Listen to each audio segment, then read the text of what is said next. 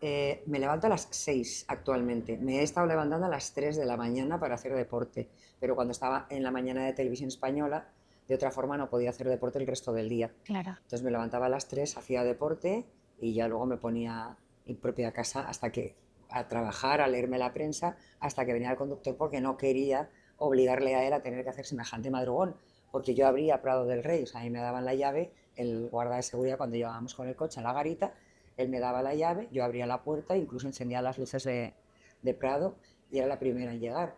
Ahora no, ahora me levanto a las 6, hago deporte y luego ya me pongo a hacer mis cosas y ya estoy libre, ya es como decir, ya tengo el día hecho. En verano me pasa igual. En verano estoy de vacaciones, lo primero que hago es el deporte y digo, ¿ves?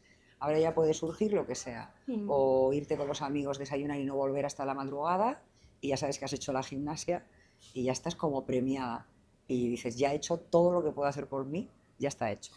En mi caso, yo soy del grupo de aquellos que se les amplifica la concentración de noche. Tengo una concentración nocturna. Quizás porque también siento que noto el silencio de la ciudad y sé que nadie me va a molestar, que es el argumentario básico, porque Sí. sabes que no te van a entrar llamadas, no vas a tener que salir precipitadamente a ningún lado, y entonces estás en tu casa, refugio, estudiando y trabajando, y por eso la concentración se amplía muchísimo. Mm. Pero la realidad está siendo otra, entonces ahora trato de acostarme temprano, que en torno a las 11:30 de la noche ya debo estar durmiendo. Bueno, yo creo que yo no vivo tan presente la infancia. A mí, que la infancia esté presente es el vínculo que yo tengo con mis amigas de Estella, que son las mismas con las que iba al colegio. Mm. Y entonces ese es el vínculo que podemos decir con la infancia. Mi familia seguimos en contacto, obviamente, con la gente de Estella voy, vengo, me gustaría ir más de lo que estoy pudiendo ir, pero para mí es un vínculo vital y esa unión permanece.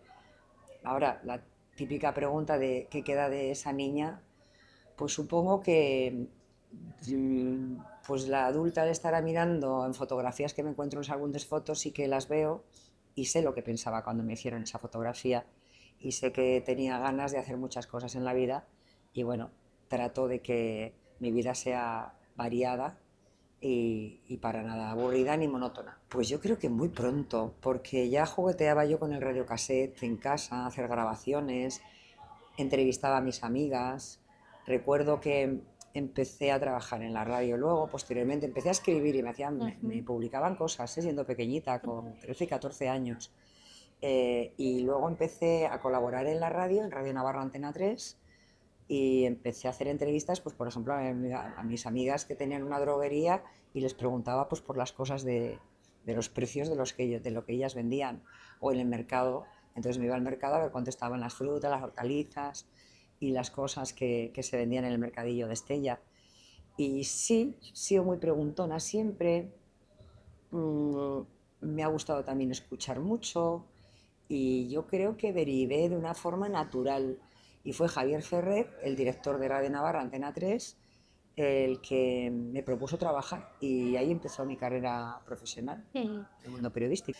Es muy satisfactorio. Yo, por ejemplo, de pequeña yo no escribía diarios, muy poco, pero me hablaba mucho sola y me construía historias. Y yo tenía un personaje. Me acuerdo que escribí, relataba en mi cabeza, por lo que recuerdo que me decía mi madre, el cuento de la ballena. Entonces, creo que había una ballena en mi vida que era un personaje que yo convivía en mi mente con esa ballena y le contaba cosas. No era ni una chica ni un chico. Es curioso que yo tuviera algún psicólogo o psicóloga así, experto que me diga que porque yo pensaba que era una ballena. Escribía cositas, entonces yo creo que contar historias a mí me gusta mucho, de siempre. Y luego lo ratifiqué con Jesús Hermida, con el que conviví y conecté perfectamente porque coincidíamos los dos en lo mismo. La vida hay que contarla a través de pequeñas historias que yo creo que es como mejor la gente puede captar el mensaje que le trasladas. Mm. Me gusta contar historias. La parrilla está muy enriquecida con diferentes tipos de programas y yo creo que para lo que a nosotros nos incumbe periodísticamente hablando son los informativos, que es nuestra fuente de información. Yo creo que eso no tiene fecha de caducidad. Ha habido un crecimiento exponencial, obviamente, a través de las redes sociales, pero que pueden utilizarla tanto periódicos como televisiones para amplificar un poco el mensaje que nace, eso sí, de la televisión. Eso no ha cambiado. El crecimiento de diarios y televisiones digitales, pues también es muy de agradecer porque se hace una masa informativa más importante y aunque podamos tardar mucho en poder cubrir la lectura de todo, Sí. pero era necesario, ¿no?, que se ampliara bastante porque que hubiera dos medios solos, pantalla en televisión, luego tres, y se van ampliando, pues con los periódicos pasa más o menos igual, están creciendo y tienen necesidad. Y también es fácil, ¿no?, que cuando a alguien le echan de la dirección de un periódico pueda encontrar el arrojo para crear otro periódico, cuando antes contábamos la desaparición de periódicos como un gran duelo y ahora es el nacimiento de periódicos como una gran celebración. Y luego, bueno, las parrillas de televisión, como las de las emisoras de radio, que son medios de comunicación también sumamente importantes, tanto como la televisión, tienen sus parcelas informativas y de entretenimiento. Y todo ese conglomerado hace las parrillas de radio y televisión, incluso de la prensa escrita y digital, porque se llenan de muchísimos contenidos. Ahora cada uno elige el que quiera utilizar. Yo soy más consumidora de informativos y, como mencionabas, acabo de participar en el programa de MasterChef, que es puro entretenimiento y que ha desatado en mí emociones que antes no conocía. Absolutamente positiva, y coincido con las personas que dicen que volverían a entrar otra vez. Sí que es cierto que yo no sabía hacer ni un huevo y ni un huevo es porque también era negacionista de la cocina, quizás porque vengo de una casa donde mi madre no pudo trabajar a pesar de haber estudiado enfermería y se casó y estuvo criando a sus 4 hijos y dando de comer sin agradecerles nosotros todo el trabajo que ella había realizado. Entonces yo me negaba a convertirme en esa imagen y yo he comido siempre pues en la calle, en el trabajo, en el bar, en el restaurante de la tele o lo que había, ¿no? Mm. Y me he apañado siempre divinamente, la verdad, no he tenido dificultad en ese aspecto. Pero ahora que he estado en MasterChef, primero me he entregado a Macarena Rey porque es una de las mujeres más importantes, si no la CEO más importante que hay en la televisión en España en este momento, y ya lo es desde hace años, por su convencimiento y sobre todo por la forma tan elegante y tan rigurosa a la hora de hacer un buen show televisivo. Y es desde la organización para hacer el programa en su contenido hasta el trato al participante. Y a mí, que soy un animal televisivo, a mí me hace una invitación de ese nivel y no he podido evitar el decirle que sí, a pesar de que tardamos un tiempo, pero porque yo tenía incompatibilidad con otros Claro. proyectos, ¿no? Ujú. Pero ya te digo que mi experiencia de MasterChef, sobre todo, tengo que dar las gracias a las personas que han tenido paciencia conmigo, porque era una ignorante absoluta de la cocina, que han sido muy generosos y sobre todo que me han enseñado a amar la cocina. Todo Doy un fe proceso. absolutamente de que no te dan nada hecho, todo lo contrario. Yo además les decía a los jueces que eso se vio en el primer programa, le digo, a ver, yo llevo toda la vida haciéndolo al revés, yo estudio para luego contar o escribir y aquí nos hacéis el examen y luego nos tenemos que ir corriendo a estudiar. Hay que tener en cuenta que el resto de concursantes o ya llevaban estudiando tiempo antes de entrar a MasterChef con profesores particulares, otros que estaban metidos en restaurantes y otros que cocinaban para sus familias en casa. Yo no. Ujú. Entonces yo iba con una carencia fatal, o sea, yo iba a destiempo totalmente. Pero las ayudas que se pueden decir que te dan recetas, cero. O sea, Mm. cero es cero. La tienes que aprender y ahí hay un valor. Y es verdad que hay una parcela del programa, es mucho show, porque es un programa de televisión que sabe combinar el show con el arte culinario. Y de hecho vienen grandes chefs nacionales e internacionales a participar en el programa y encantan. Cuando empecé a dar clases, que fueron 15 días antes de empezar a grabar, a mí el profesor particular me enseñaba 4 recetas en 4 horas. Es que estudiábamos a una velocidad trepidante.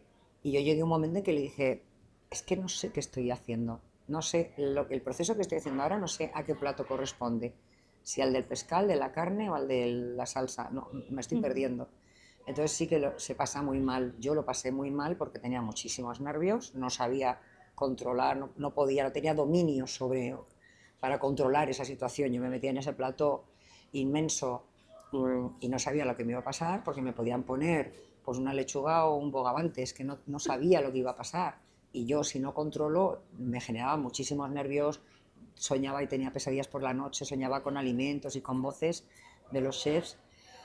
Pero tengo que conseguir ahora, que han pasado el verano y que en casa cocinar con tranquilidad. Yo creo que eso he conseguido llevar el gusto a la cocina estando sola y dar placer a mi familia y a mis amigos. Yo creo que cocinar con temple, con mesura y con paz conseguiré hacerlo en algún momento. A ver, yo heredé la serenidad de mi madre y es de lo que presumo con mucha frecuencia. Y soy así, soy serena, muy pocas veces se me puede sacar de mis casillas. Tiene que haber algún motivo muy razonable y luego pues en Masterchef, pues con Torito, que hemos visto esta semana, que claro, pues es como un elefante de una cacharrería, él hace su personaje, como Torito es fascinante como personaje y como Quique es un tipo adorable. Entonces también hacíamos show y cuando ya está jugando mucho con la comida y me molestó un poco que jugara tanto con la comida y le dije, ya para, ¿no? De tirar alimentos, tira a otras cosas, pero alimentos no. Entonces sacarme de mis casillas es bastante difícil y sobre todo no me lo recomiendo a mí misma el perder la serenidad porque pierdes la razón y pierdes el control y no tiene ningún sentido salirte de la serenidad en la que vivo cómodamente. Lo que dije y lo subrayo es que en épocas anteriores las cadenas públicas siempre están sometidas a este debate de que tienen que ser absolutamente independientes, siempre se pone a la BBC como ejemplo y paradigma. En España no se consigue, pero también hay que ser algo racional, es decir, que en otras épocas en las que ha habido otros gobiernos habrán puesto o no a personas de su cuerda, pero hay un equilibrio en la programación. Pero es que Televisión Española ahora mismo es todo eh, rojo, todo, desde la mañana hasta la noche. Lo dije en el programa de La Revuelta con Broncano y lo sigo diciendo ahora. Y de hecho, hasta ya vamos más allá, extendemos a los contertulios, que también pueden ser invitados a diferentes programas de televisión Española y de las otras cadenas, ¿no? Que siguen como una religión a pie juntillas la doctrina de Moncloa, ¿no? Entonces estoy convencida, además, no soy la única persona que piensa así, me ratifico en el que la cadena pública ahora mismo está totalmente en manos de la ideología sanchista. No. Es muy difícil, conozco a muy pocas personas que practiquen, que ejerzan el periodismo libre e independiente. Mira, hay periódicos que sí da gusto leerlos porque son los que te exponen el relato. Ahí admiro a los periodistas que les admiro yo a su vez y digo, oye, es que me gusta mucho cómo planteas la información. Me dice, para mí es muy sencillo, solamente relato los hechos. Y de ahí ya expone su argumento y a mí eso me fascina, me gusta mucho. Pero es verdad que ya hay gente que dice, pues ya no me contratan, pues ya no les intereso. Y estamos en una época en la que los periodistas, que somos muchísimos, en el mercado igual no hay sitio para tantos. Por eso igual nacen tantos podcasts, tantos canales de YouTube para poder exponer como periodista tu visión de tu realidad, ¿no? Y sí, yo creo que sí, que está muy radicalizado el mundo del periodismo y los medios de comunicación y nos lo ponen bastante difícil a los periodistas. Acabas de decir algo, sí, es comunicación en medios de comunicación puros. Sí, claro, pues lo has porque es que dicho están tú misma. híbridos. Yo sigo leyendo los periódicos, pues ya no en papel, que me costó mucho acostumbrarme, pasar del papel a Orbit y Kiosco y Más, que son obviamente las primeras plataformas que dieron el salto ante la amenaza de que los periódicos de papel iban a desaparecer de los kioscos, ¿no? Y es verdad que en los kioscos hay muy pocos periódicos de papel y se venden menos, pero siguen vivos. Entonces hicieron esa reproducción digital de todos estos periódicos que están en estas plataformas. Nosotros en el grupo Yoli también lo hicimos, y nuestras cabeceras están en Kiosco y Más, y entonces es un servicio adicional. De ahí se salta y saltamos a Instagram y a Twitter. Y luego viene la parte digital, y es verdad que hay periódicos, Artículo 14, El Confidencial, o sea, hay El Debate, tenemos El Español, son periódicos que solamente ya nacen en lo digital y permanecen en lo digital, que yo también diría que son puros. Y hay otros que en digital no lo son, porque son periódicos muy agresivos y que lo que hacen es la guerra contra todo tipo de oposición. son sanchistas también. Y se sabe distinguir perfectamente. Como en la parrilla de televisión, tú eliges qué periódico quieres leer y cuál no quieres leer, porque ya sabes que te vas a encontrar, a no ser que vendan una exclusiva y que te interese periodísticamente leer un testimonio de una entrevista que hasta ese momento había sido imposible. Pero vamos, normalmente yo ese tipo de periódicos ya no me leo. Pues como quien coge un barco y navega por el mar y se encuentra días de sol y días de vendaval y tormenta. Hay que surfearlo todo con naturalidad y sabiendo que las cosas van a venir así, ¿no? Para mí, yo tengo una carrera estable dentro de todos los movimientos a los que yo le someto esa carrera, porque no me gusta estar siempre en el mismo sitio. Como decía antes, necesito alimentarme de cosas nuevas, ¿no? Entonces yo sí, vamos, yo estoy contenta con la profesión que voy desarrollando y me va bien, la verdad que estoy satisfecha. Estoy en televisión, en varias, estoy en el periódico, estoy en la radio.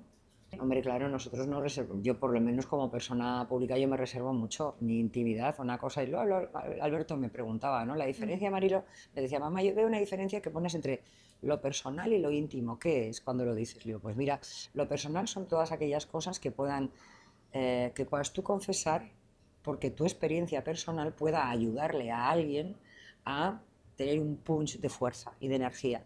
La intimidad es otra cosa, eso sí que es una parcela absolutamente cerrada, en la que evidentemente no le doy la llave a nadie más que a los míos, obviamente. Y esa es la diferencia que yo hago. Yo creo que la educación de mis padres ha sido siempre de tener una vida sin ser nosotros estar expuestos a la opinión pública, pero hemos sido una diferencia, Marilo. Me decía, mamá, yo veo una diferencia que pones entre lo personal y lo íntimo. ¿Qué es cuando lo dices? Le digo, pues mira, lo personal son todas aquellas cosas que puedas tú confesar porque tu experiencia personal pueda ayudarle a alguien a tener un punch de fuerza y de energía. La intimidad es otra cosa, eso sí que es una parcela absolutamente cerrada, en la que evidentemente no le doy la llave a nadie más que a los míos, obviamente. Y esa es la diferencia que yo hago. Común, creo, no tengo miedo ni a hablar ni a preguntarme cosas. De hecho, ya decía antes que yo me acribillo de preguntas, ¿no? A lo largo de la vida. Me daría lástima, o cuando observo que hay personas que ya tienen miedo por ser linchadas, a que prefieren no hablar. Entonces, el silencio es realmente la peor dinamita para los totalitarismos que estamos viviendo ahora y los populismos, ¿no? Es lo peor que podemos ofrecer es nuestro silencio. Esto es de hace mucho tiempo también y a mí no me gusta, yo soy un poco rencorosa, pero sí he de decir que nunca pidió perdón y que mintió cuando dijo que pidió perdón. Entonces es el retrato de una comunidad que se viste de pobre pero quiere vivir como ricos, y me preocupa enormemente que ese discurso se lo compren sus seguidores, porque no solamente ellos se compraron una casa en Galapagar, ahora llevan a los hijos a una escuela privada, cuando están diciendo totalmente lo contrario, pero yo me quedo pasmada y me pregunto de cómo quienes le siguen votando y le siguen admirando a este grupo, Podemos, entienden que ellos siguen siendo pobres cuando sus líderes se enriquecen. No puedo entenderlo. ¿Cómo pueden querer que España vaya hacia un comunismo, hacia una izquierda extrema muy violenta, y que con todo lo que están diciendo no están mejorando ni siquiera los sueldos de los trabajadores? Yolanda Díaz está vendiendo lo de la reforma laboral, pues incrementando muchísimo los impuestos a los empresarios, porque pagan muchísimos impuestos, le sale cada trabajador, pues creo que son 35% más que en el resto de Europa, y el salario del empleado no sube. Entonces es una incongruencia. Entonces, si estamos viendo que la mayoría de las empresas en España son las pymes y estás apretando a una pequeña empresa que tiene 2, 4 o como mucho 5 empleados, le estás abocando al cierre. Entonces, ¿por qué los seguidores de Sumar y de Podemos y de la extrema izquierda, incluso de la propia de Pedro Sánchez, quieren apoyar unas políticas que lo que hacen es ahogar a la sociedad en contra de lo que dicen ellos, que es progresismo? Progresismo es mentira, es una falacia, no están progresando en nada. Están aumentando la comunidad vulnerable, porque que me den una estadística de cuántos vulnerables ha sacado este gobierno de su vulnerabilidad. ¿Cuántos ocupas tienen una casa ocupada y a cuántos el gobierno les ha solucionado esa situación de ocupación? ¿Cuál es la cifra? Aumenta la pobreza en España, aumenta el dinero negro en España, la economía del dinero negro en España, aumenta el número de ocupas y está aumentando muchísimo el perfil paupérrimo en nuestra sociedad. Entonces, que me digan en todos estos años de gobierno qué han hecho para mejorar la calidad de los trabajadores y las trabajadoras que Yolanda Díaz secuestra como si fueran solamente ellos. El resto de España trabaja. Pues mira, hoy en Espejo Público a nuestro compañero ha hecho un reportaje, se llamaba, ¿cómo se llamaba el barrio? Los Vikingos, en Sevilla, y era un barrio el que él se ha metido y le decían que por la mañana, uno dice, por la mañana yo paseo y por la tarde descanso, y que viven de la droga en una urbanización tipo de las 3.000 viviendas que todos ya conocemos. Es una comunidad en un gueto con las casas destruidas, los techos hundidos, los cables desordenados, la ropa revuelta, que yo digo que la humildad no tiene que estar reñida con la higiene y con doblar la ropa, aunque no tengas armario, por lo menos ponla en torre con niños pequeños, porque la natalidad ahí evidentemente tienen derecho a tener familias, pero estás dándole a los hijos un lugar para vivir absolutamente, vamos, mínimo de derechos y de derechos humanos y de mínimas necesidades vitales. Claro, si viven del salario mínimo que le dicen ellos, el vivo del Vita, del Vita, del Vita, y le estamos pagando todos a estas personas que no trabajan, ni estudian, ni quieren hacerlo, y viven de la droga, y no les van a quitar el sueldo que estamos pagando todos. Entonces, si este gobierno está untando de dinero a gente para fomentar el que no trabajen, están construyendo una España que ya se ve que va a la pobreza laboral totalmente. Yo no sé dónde la sociedad va a seguir votándoles para que nos lleven a dónde. Quieren acabar con el empresario, quieren acabar con el rico que se ha ganado legalmente su dinero, quieren quitarte las viviendas porque tú te las has ganado con tu sueldo para poder ganarte con un alquiler un plus de mensualidad y poder vivir. Te miran mal si tienes una segunda vivienda, te miran mal si tienes un coche y te lo quieren quitar todo. ¿Para qué? Para dárselos a estos que están, eso, con el Vita, paseando por la mañana y durmiendo por la tarde. Pues creo que entonces esto sí que hay que reajustarlo y quitarle ese dinero a la gente que no trabaja. O sea, no, o sea, el trabajo tiene que estar fomentado en realidad a todos los españoles, no solamente hacer una comunidad de funcionarios para que estén contratados por el sanchismo y que el empleado tenga la obligación o sienta que tiene la obligación de mantener, para mantener ese puesto de trabajo, dorar a la píldora a la política sanchista, ¿no? Entonces está haciendo una comunidad de funcionarios muy amplia que será evidentemente muy difícil de erradicar, y esto está inventado y Pedro Sánchez se le está, vamos, llenando las manos de este tipo de puestos de trabajo.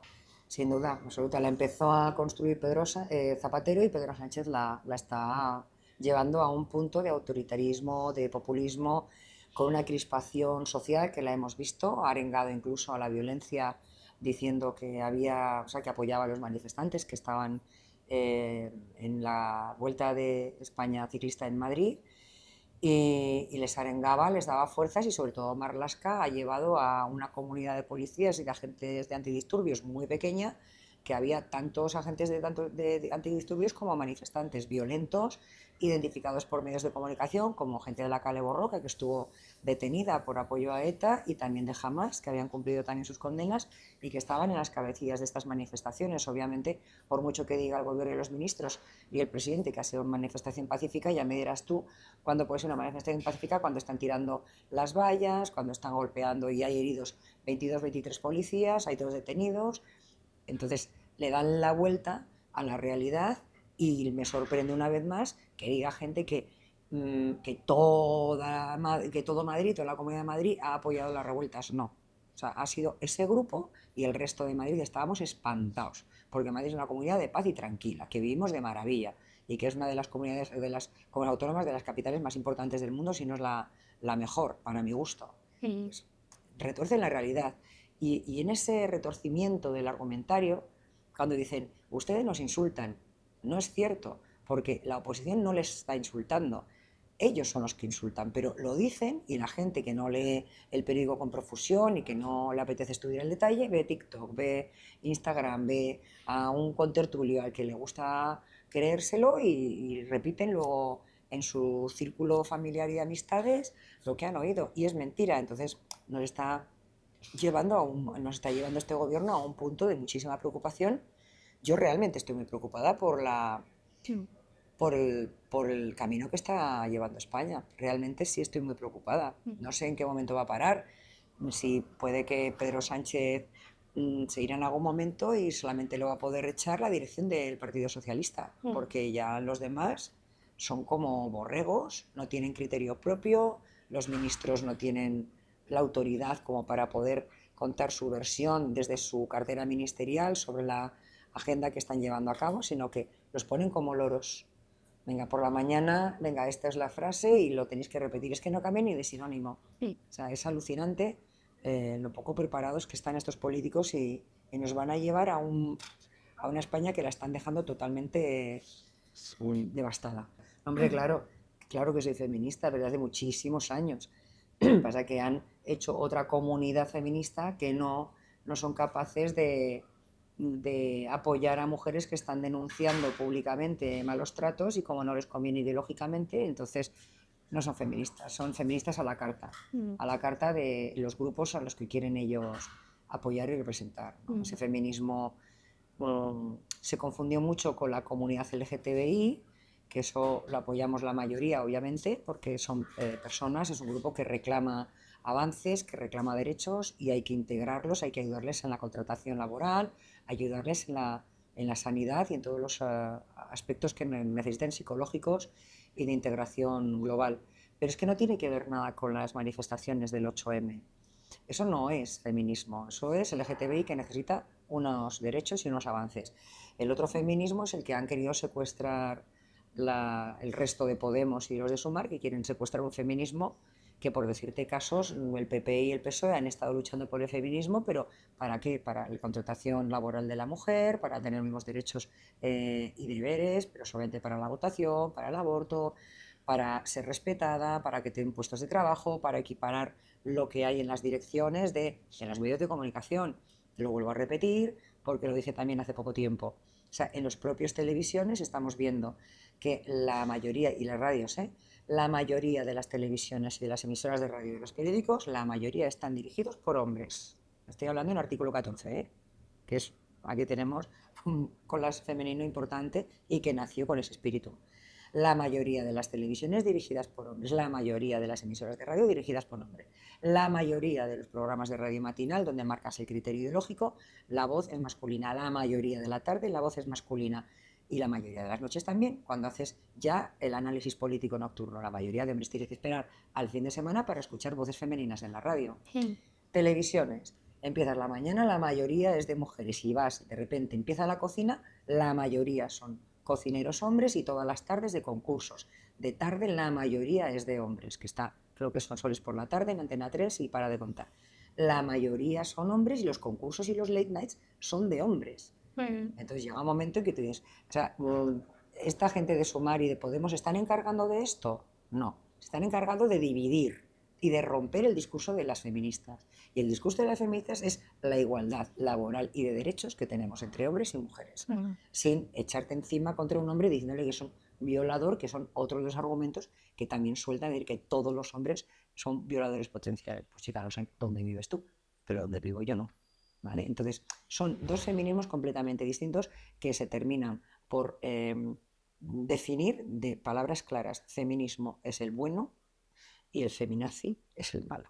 Así se aclara. Claro que pasan cosas, pero a ver, que también no te están diciéndote no te contrato porque eres mujer, pero claro que lo notas, y te están contratando a otro porque es hombre y a ti porque eres mujer. Pues tampoco me pongo ahí, me pongo a trabajar por otra vía, por otro lado, y la pelea se hace por lo que te acabo de decir ahora mismo. Si sale íntegramente, mi reivindicación es que los medios de comunicación están fundamentalmente dirigidos por hombres y que presentados también están fundamentalmente presentados por hombres. Eso, mírate las escaletas de todas las emisoras de radio, de todos los periódicos y de todas las televisiones. Claro, pero es que, fíjate, los partidos políticos que todos ¿no? se marcan de feminismo y en cambio no quieren ver que mujeres dentro de sus grupos políticos, que desde las juventudes de los partidos habrá mujeres preparadísimas.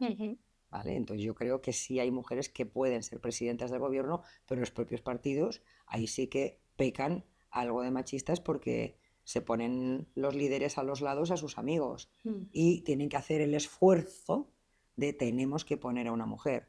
Bueno, pues ese esfuerzo lo tienes que hacer, porque es que no quieres ver lo que hay en tu entorno. Entonces, espero que cuanto antes, ojalá pudiera, me encantaría poder vivir que en España esté gobernada por una mujer. Me encantaría vivir esa experiencia. No, jamás. Disparate. Fenomenal. Pues así acabamos. ¿Ah, sí? Sí. Qué rapidito.